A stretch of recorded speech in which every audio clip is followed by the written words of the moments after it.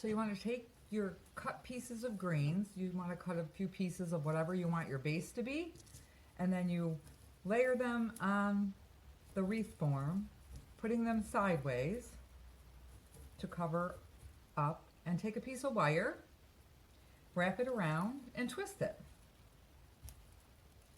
Then you just keep going like that, layer by layer.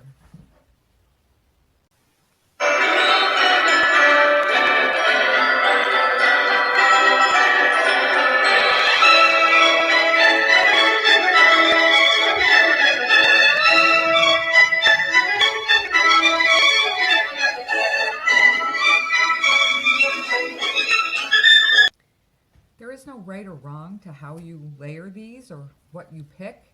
Like I have different types of greens here. I like these wispy pines. And so I'm going to layer those in with the other pines, little by little, and mix them up. You can do all one kind, you can do different kinds.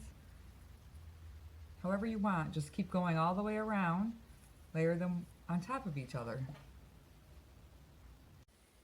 So I've been placing the greens round and round, layering them on top of each other and wiring them in. So all you have to do is hold it up a bit, and you might find some spaces that look a little bit bare.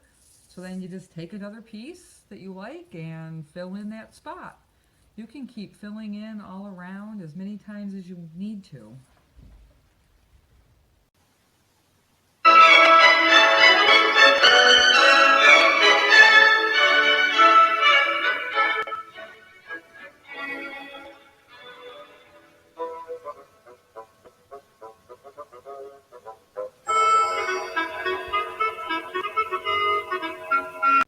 So you all will have gotten some decorative pieces in your bags, either some pine cones.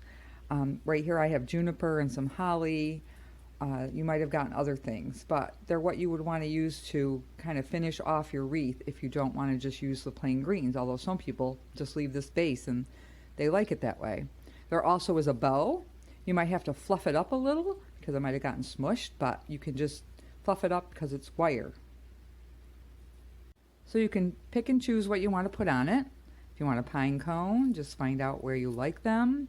I have two different kinds here, but you can use whatever or don't use any if you don't like that look.